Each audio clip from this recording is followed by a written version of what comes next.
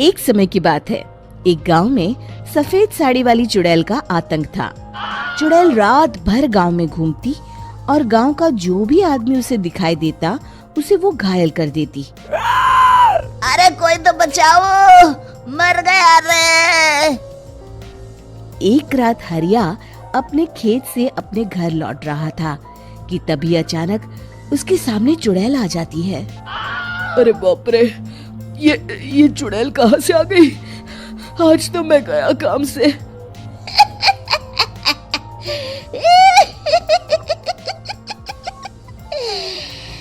आज मुझे मेरा शिकार मिल गया। अरे चुड़ैल दीदी, मुझे छोड़ दो। जैसे ही चुड़ैल हरिया की तरफ बढ़ती है, हरिया वहाँ से भाग जाता है और अपने घर के दरवाजे पे पहुँचता है। अरे भगवान, जल्दी से दरवाजा खोलो, मेरे पीछे चुड़ैल पड़ी है। हरिया की पत्नी जल्दी से दरवाजा खोल देती है। अरे आप इतना हाफ क्यों रहे हैं? अरे मेरे पीछे चुड़ैल पड़ी है, आज तो मैं बाल बाल बच गया। जल्दी से सभी दरवाजे और सभी खिड़कियों को बंद करके बत्ती बुझा दो। तभी चुड़ैल हरिया के घर के पास पहुंच जाती है। अरे वो आदमी कहाँ गायब हो गया? मैं भी देखती हूँ आखिर कब तक बचेगा। मैं अपने शिकार को इतनी आसानी से नहीं छोड़ती। इतना कहकर चुड़ैल वहाँ से चली जाती है। वहीं दूसरी तरफ हरिया और उसकी पत्नी दोनों अपने घर की खिड़की से ये सब देख रहे होते हैं। अरे बाप रे, ये तो बड़ी डरावनी चुड़ैल थी। अगले दिन ये बात आग की तरह पूरे गांव में फैल जाती है और धीरे धीरे लोग चुड़ैल के डर के मारे शाम होते ही अपने घरों से बाहर निकलना बंद कर देते हैं। कुछ दिनों के बाद भाई, मैंने तो इस चुड़ैल के डर के मारे रात को अपने खेतों को पानी देना बंद कर दिया है। कहीं मेरी फसल सूख गई तो मैं तो कहीं का नहीं रहूंगा।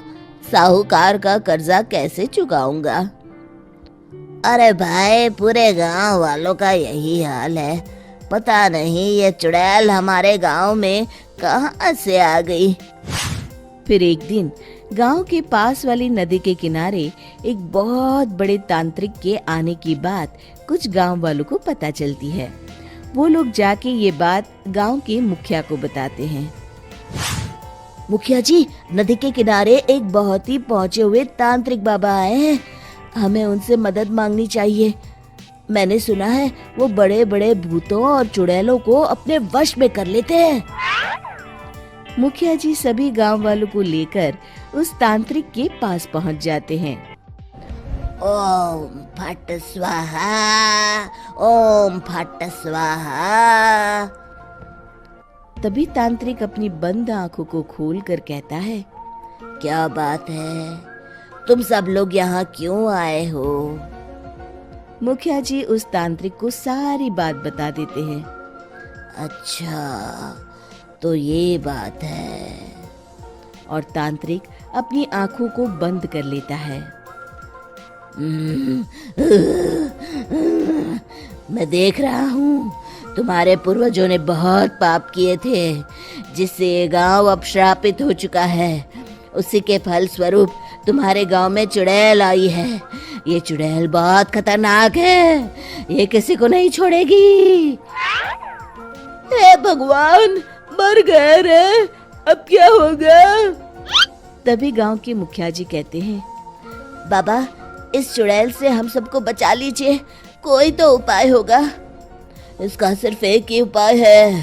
सभी गांव वालों को बारी बारी हर दिन अपनी आधी फसल उस पहाड़ी के ऊपर बनी काली गुफा में छोड़ के आनी होगी। तभी उस चुड़ैल की भूख मिटेगी और श्राप का प्रभाव खत्म हो जाएगा और तुम सब जिंदा बच जाओगे। सभी गांव वाले उस तांत्रिक की बात को मान लेते हैं और वहां से चले जाते हैं। फिर अगले दिन से रोज उस गांव के लोग बारी बारी से अपनी आधी फसल उस काली गुफा के पास जाकर रखाते। कुछ दिनों बाद हरिया की बारी आती है।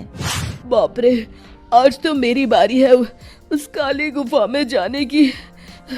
क्या करूं, वो तो बड़ी खतरनाक चुड़ैल है। मेरे तो हाथ पैर कांप रहे हैं।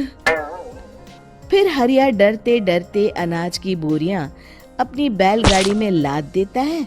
तभी हरिया की पत्नी उससे कहती है, देखो जी, संभल के जाना और किसी भी हालत में शाम होने से पहले वापस आ जाना। उस चुड़ैल का कोई भरोसा नहीं है जी। हरिया बैलगाड़ी में बैठते हुए कहता है, भगवान, मैं क्या वापस आऊंगा? लगता है अब तो मेरी खबर ही आएगी। इतना कहकर हरिया वहां से चला जाता है।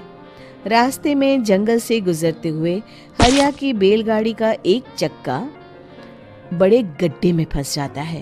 हे भगवान, अब ये क्या मुसीबत है? हरिया नीचे उतर के पूरी ताकत से अपनी बैलगाड़ी को गड्ढे से निकालने की कोशिश करता है। बहुत देर मेहनत करने के बाद हरिया की बैलगाड़ी उस गड्ढे से बाहर निकल जाती है। हे भगवान, अब तो शाम होने वाली है।